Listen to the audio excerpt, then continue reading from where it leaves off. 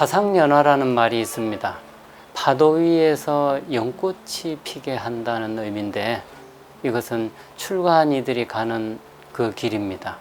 색깔이라고 하는 파도, 시시비비라고 하는 그 파도에 우리 자신을 빼앗겨서 도저히 자기 자신이 무엇을 하고 있는지조차도 모르는 이때 거기에서 색깔과 소리와 모양과 시시비비에 자기 자신을 빼앗기지 않고 그 파도 속에서 나 자신이 누구인지를 알아가는 것, 그것이 연꽃이 피는 순간이라고 말을 합니다.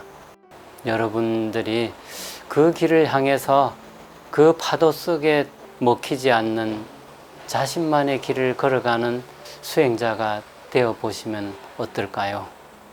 그 길을 한번 걸어가 보십시오.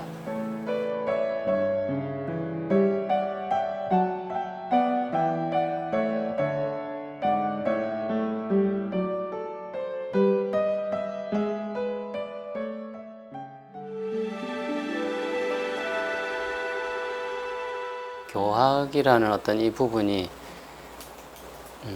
가장 중요한 게 지도지 않습니까? 어디를 목적지에 가고 싶어 하면 그 지도를 미리 보고 어느 곳에 무엇이 있는지 어떤 이런 것들을 미리 점검을 하고 가야 되는데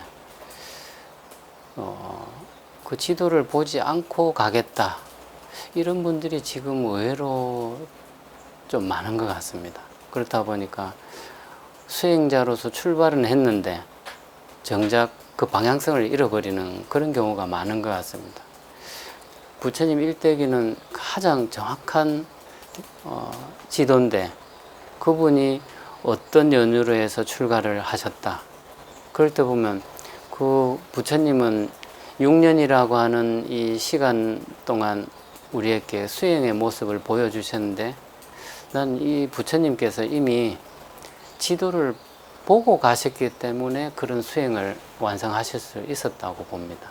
그래서 이 교학은 지도기 때문에 반드시 그걸 미리 습득을 하고 또 그걸 항상 좌우명처럼 가지고 다니는 거, 인지하고 다니는 거, 그것이 나침반 역할도 하고 그런 것으로 저는 교학이 수행에 있어서 가장 중요하다고 생각을 합니다.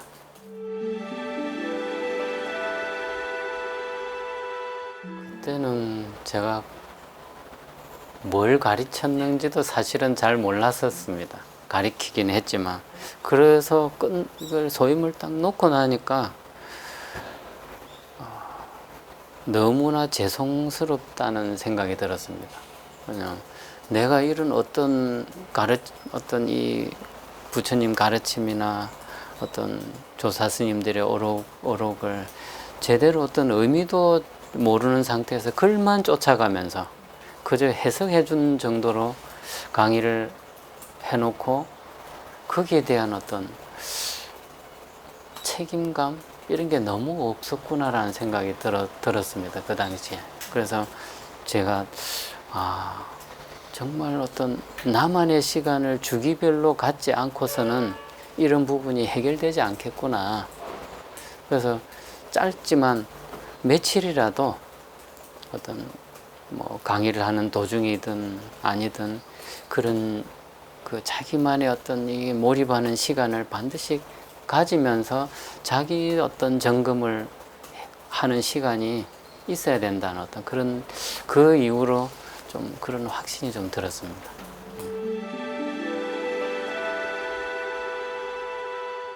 딱히 그런 질문을 이렇게 뭐 스님들한테도 받기도 하고 뭐 이렇게 했지만 딱히 어떤 철학이라기보다 저는 함께 가는 사람, 단지 제가 조금 먼저 시작했기 때문에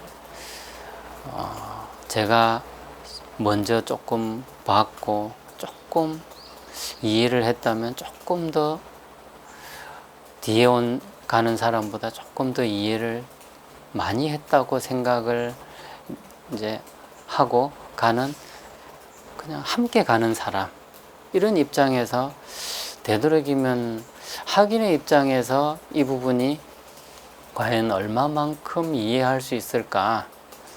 옛날 제가 강사 스님께 그 강의를 들었을 때 어떤 그 느낌으로 이렇게 해서 내가 지금 이 말을 했을 때 어느 정도를 이해할 수 있을까. 그러면서 학인의 입장에서 어떤 생각을 이렇게 하면서 강의를 하다 보니까 뭐 딱히 뭐 새삼 철학이라고 할 건 없는 것 같습니다. 그냥 같이 가는 사람 뭐 이런 정도입니다.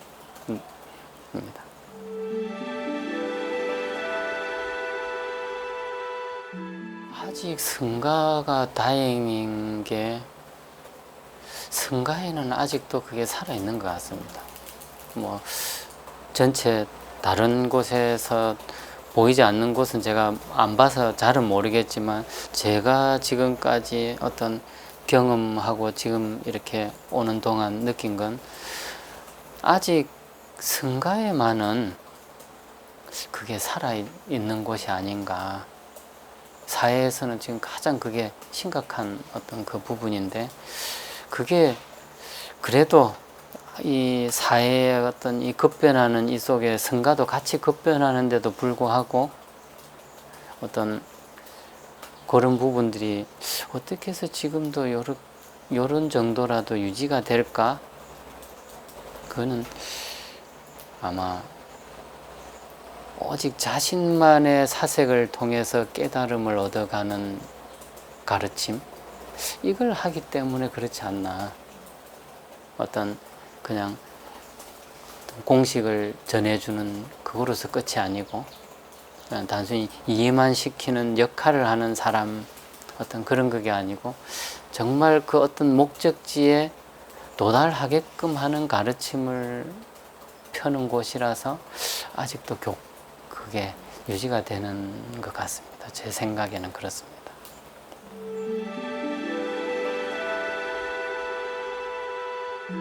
많이 있죠. 근데 어차피 방편이라는 거는 말 그대로 끊임없이 변하는 거 아닙니까? 그러니까 부처님이 지금으로 치면 지금 불교로 치면 2567년이지만 우리가 그냥 북방 불교로 치면 3000년 불교인데 3000년 전이라는 기준을 둔다고 했을 때 그때 어떤 그 경전 속에 이 방편이라고 하는 이 언어를 썼다는 건 이건 아주 언어 중에 가장 최상의 표현 같습니다. 지금이 무한 방편 시대 아닙니까? 어떤 분야가 됐든 한 분야만 해도 그 한 분야에 소속된 다양한 어떤 그 방향 설정 이런 게 있는 것처럼 부처님이 보살 만행이라고 하는 어떤 이 말을 대승불교의 어떤 그 상징으로 보살 만행이라고 하는 여기에서 무한방편이라고 하는 어떤 이런 그것이 그 속에 방편이라고 하는 이 언어는 정말 표현 중에 가장 멋진 표현 같습니다. 저는.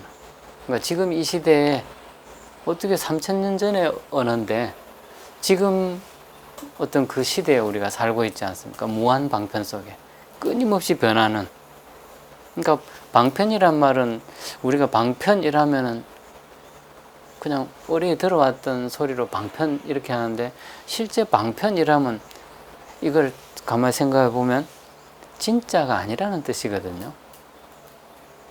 근데 가짜라고 말하기에는 또 이게 사람들에게 뭔가를 행을 하는 데 있어서 가리키기에는 이거는 가짜다 이렇게 말을 하면 또 이게 뭔가 표현력이 떨어지지 않습니까?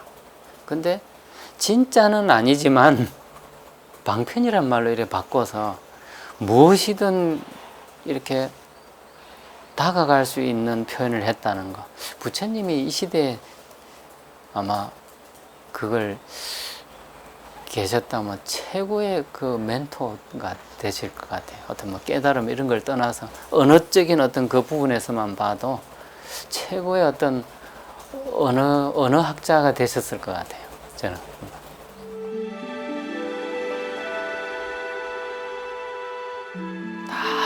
늘 같은 방향을 향해 가지만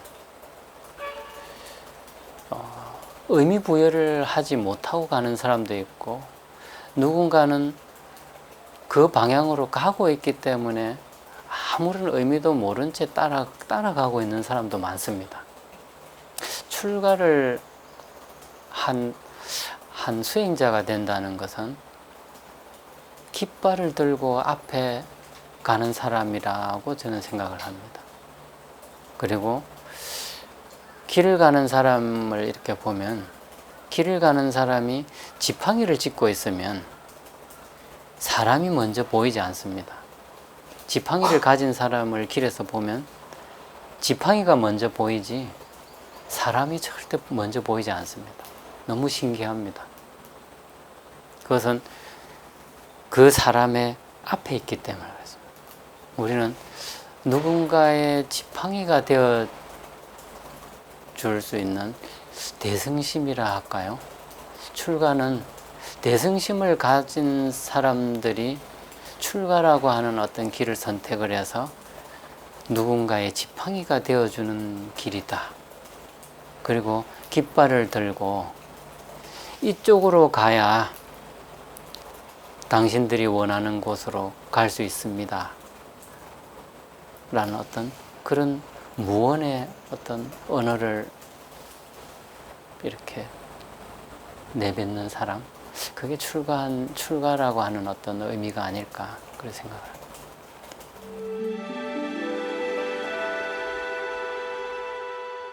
만족감이라고 보다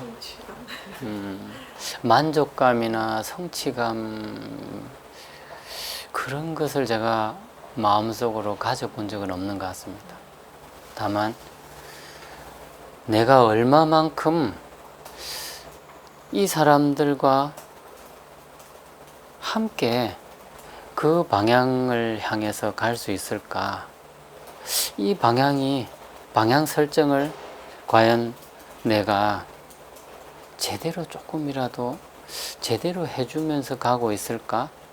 같이 가면서 나를 점검을 하는 시간이지, 제가 어떤 성취감이나 어떤 이런 거를 가졌다기보다 그래도 들었던 누군가가 뭐 어떤 정말 까마득하게 어떤 방향을 전혀 이렇게 몰라서 갈등을 했었는데, 어느 날 한마디 했던 그 말에 제가 비로소 그 방향을 조금 잡은 것 같습니다 라는 그런 말을 들었을 때, 아, 그래도 함께 지금 가고 있기는 있구나 라는 이런 생각은 했었습니다.